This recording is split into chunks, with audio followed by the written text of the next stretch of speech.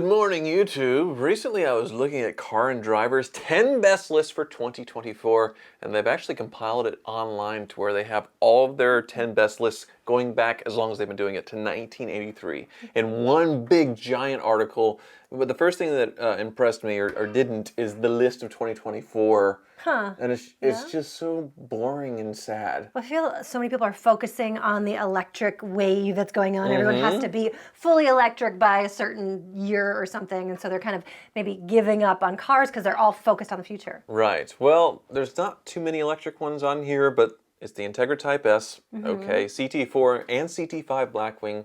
Okay. Blackwing's cool. Corvette E-Ray. Yeah. Very cool. And then it's Honda Accord, Honda Civic, right. Lucid Air Pure. There's electric That's car. electric. And then two Yeah, not too many. hybrids. Like there's a lot of electric going on. The Prius is on here. Okay. The Subaru BRZ or the Toyota GR86 and the Porsche Boxster and Cayman. Right. Okay. That's their list. I like the Cayman. None of them are exciting, like, oh my god, this is the coolest thing ever. The Cayman's really cool. It's okay. But there's been a lot of years where there have been a lot more interesting cars. So I asked April to peruse the list since 1983 and pick her favorite year. And then I'll pick my favorite year. And I guess we could debate to see which one we think is the best. Or we may have chosen the same one. Probably not. Probably not. Weird taste in cars. Well, why not ladies first? So of all the years from 1983, and just let's go back to 1983 because I don't think any of us would have chosen 83, right? Okay. 83, the cars were the AMC Renault Alliance, the Chevrolet Caprice, the Ford Mustang GT 5.0, the Fox body, the Accord, the Mazda RX-7, was a cool car. Mazda. Mercedes 380 SEL, which was an absolute dog turd of a... as far as Mercedes go, that's the worst. We reviewed the 500 SEL, which was a much better engine. Right. The Pontiac 6000 STE, there's not a single one of those left on the road today. Why not? They're junk. Porsche 944. Yep. Toyota Celica Supra. Cool. So the Supra wasn't its own model at that point. They were just up-badged Celicas.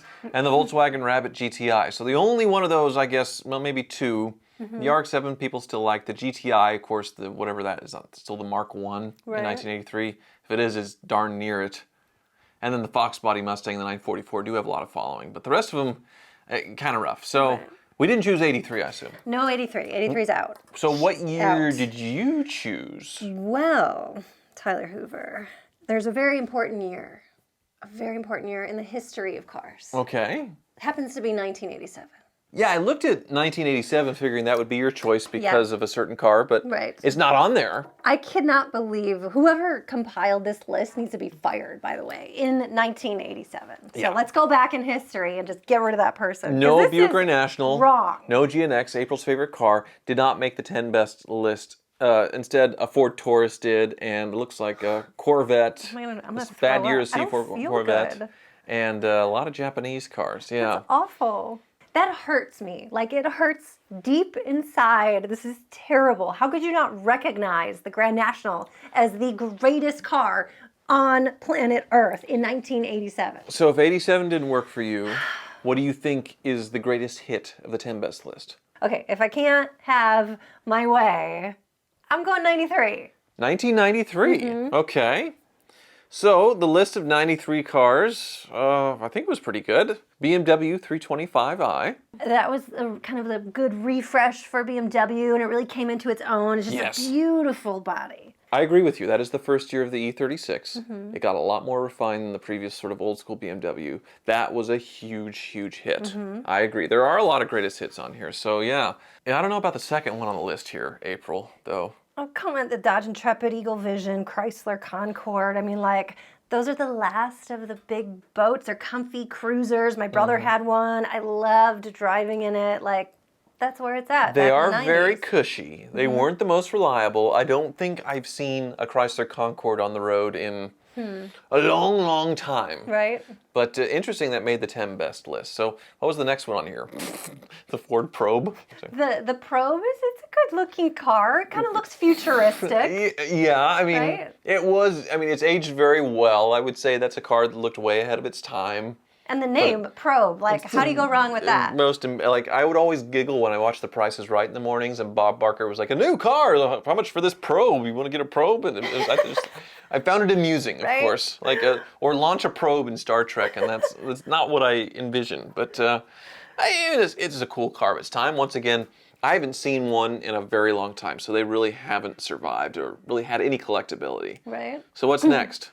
Okay, so Honda Prelude next. Good one. They're very cool, fun to drive, very comfortable, and that VTEC, you know what I'm talking about. The VTEC engine, which very cool in the power delivery, pretty revolutionary. That is a cool car, still sought after by people today. Nice low mileage example. So yeah, that Prelude refresh was really, really good. Yeah. The next one, I agree with that one too. The Jeep Grand Cherokee. Right, the Jeep Grand Cherokee. That's a solid car. Everyone had one in the 90s. Yes, it was huge. It replaced the Grand Wagoneer. It did a good job of making a luxury, comfortable Jeep. Affordable as well. Yeah. Huge. Still had that off-road utility. 5.2 liter V8s before they kind of got unreliable. Yeah, I like that one. Okay. So what's the next one, April? Next one is the Lexus SE300. Very sleek and smooth looking. I love those cars. It's got the 2JZ Supra motor in it. Ooh, she knows. She knows.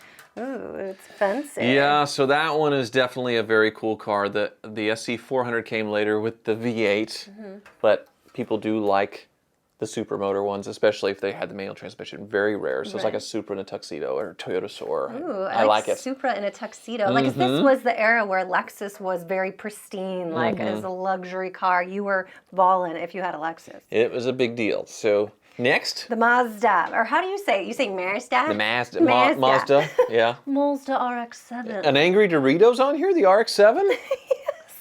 So yeah, that became a Fast and Furious sort of legend. Dream car. Yes, Dominic Toretto drove those in the movie. I mean, that's the most collectible rotary Mazda, right? Right. Now have you owned one? No, I have never owned one. Really? Freddie had one. We did it in a car trek, and it was all like hot boyed out with like anime all over it.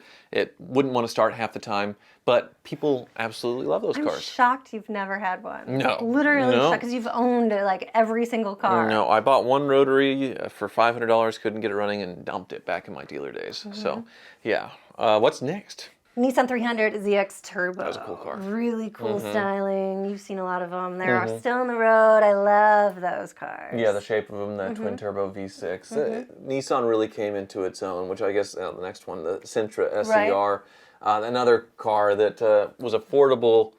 Enthusiast, like youths would buy that car as something that could actually be thrown around and have fun with, but not being monstrously expensive and small at the time.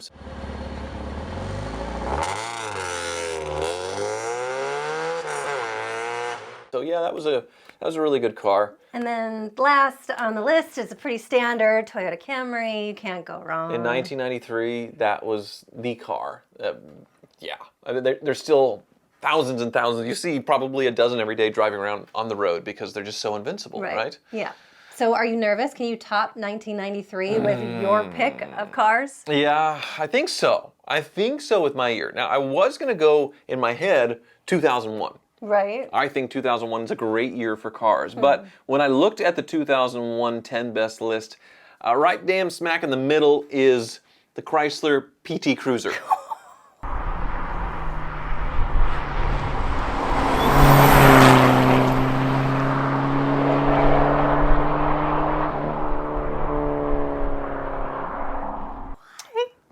Which I would never, ever, no, that can never be on a list that you can say that's the best list ever. But let's say you're a PT Cruiser enthusiast. You can search and find all of them in the country using AutoTempest. And thanks to AutoTempest for sponsoring this video and Good Morning YouTube, because they combine all the major listing sites into one search. So if you're a PT Cruiser fanboy, let's say you want a turbo convertible stick. That's going to be hard to find, but you can use AutoTempest to differentiate and go that narrow. And instead of having to input that on a bunch of different sites, AutoTempest does the job for you, searches on all the major listing sites, and populates that. And you can see if you are a crazy, weird person that wants that car, there's probably one or two that will pop up and you can buy it, but you are a very strange person. But if you're shopping for a less strange car, use AutoTempest. I use it every day to search for cars. And if you know someone's shopping for a car, tell them not to buy a PT Cruiser. But tell them about AutoTempest because it does make the search process of a car so easy. It is linked below. So, yeah, 2001 wasn't going to go for me. Have you owned a PT Cruiser? No, I don't even think I've taken one on trade. Okay, Jake's had one. There was one time I was working on the car lot. We did take one on trade. Right. But it wasn't me. It was the guy I shared the space with. An old man came in and bought it who had recently had a stroke and had his car taken away by his family members. So he walked over to our dealership. He bought the PT Cruiser. Right. And shouldn't have. Right. Drove off, hit a curb, blew the tire. No. Brought it back and wanted us to fix it for him. Right. The mechanic went and sat in it, and he had soiled himself in the car. Oh my so gosh. He also had soiled himself while he was doing the paperwork. But this wasn't me. This was another car salesman doing this, and I would have never done this, but this wasn't. Yeah. And he still sold it to him? He still sold it to him. The guy died like a month later. Yeah, it was kind of sad. I don't know why that tangent came from, but yeah. That's really sad. I can't laugh at it. I can't make fun of it. Now I feel bad for saying bad things about a PT Cruiser. So 2002 is the year. I went ahead and jumped a year because it is an excellent year for cars. We'll see. The Acura RSX. Oh, okay, that's good. So that takes your Integra and takes it. I know we're going forward almost a decade. Right. But that was such an amazing car for what it was. And unfortunately, it was so popular among young people, they've all been destroyed. It's just a thing like, oh my God, I'm going to get an RXX, and they crash it. Right. Or they modify it. They're all ruined and gone. But when they were new, they were some really nice cars. Also, the Audi A4, once again, that has passed through too many hands now and has gotten thrown away. The A4, the S4. Right. Amazing car. Manual transmission, affordable, just the right size. They are cool. German luxury, well built but small, tossable fun. I always felt like one of my best friends had one, and I always felt like she was a little bit better than me because she owned one of those. Yeah. And she actually was. The BMW 3 Series, the M3 specifically, the E46 M3, you had the refresh. That was a big deal. So I think that car is very significant in BMW. But this took the E46 took it to the next level. This is the ultimate M3 to most people. Same with the 5 Series. This M5, the E39 M5. Jake has the crappiest version of it. I've had a few as well. He's proud to own it. It was like $4,000. Fine. There's just a lot of little holes and in rust, it. But it goes down the road. Yeah, it's still, even in that condition, it's an awesome car. Right. So that's on this list. The Chevrolet Corvette, which in 2002 you had the Z06 return. Okay. 2001, but 2002 they got bumped up to 405 horsepower. That's like the midlife crisis Corvette. No. Yeah.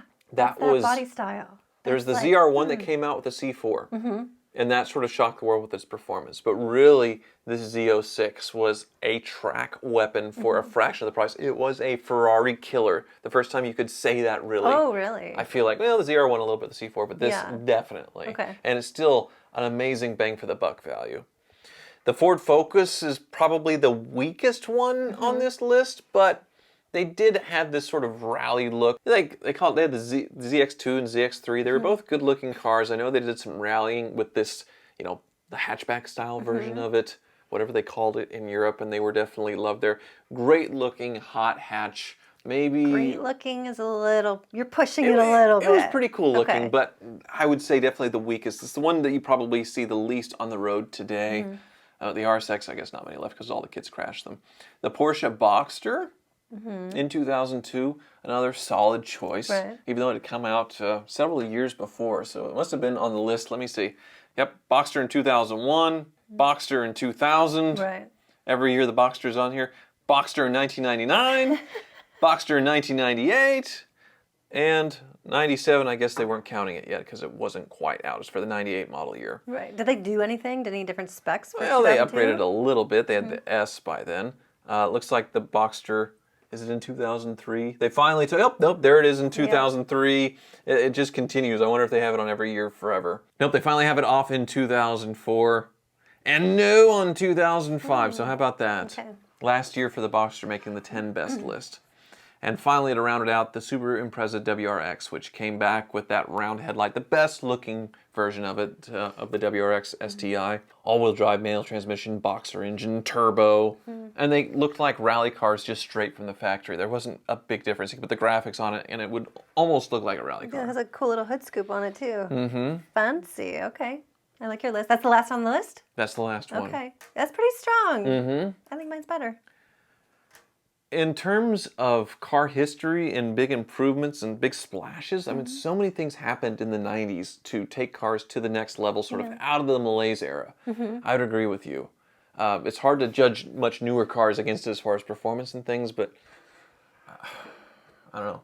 I'm still really upset that they didn't add the Grand National 1987. Like, what is wrong with them? This list is awful. I know, that make you mad. But either way, both of those lists, whether it be 93 or 2002, way better, way more exciting than 2024. That's true. Cars are just kind of, ugh. True story. Anyway, thank you so much for watching.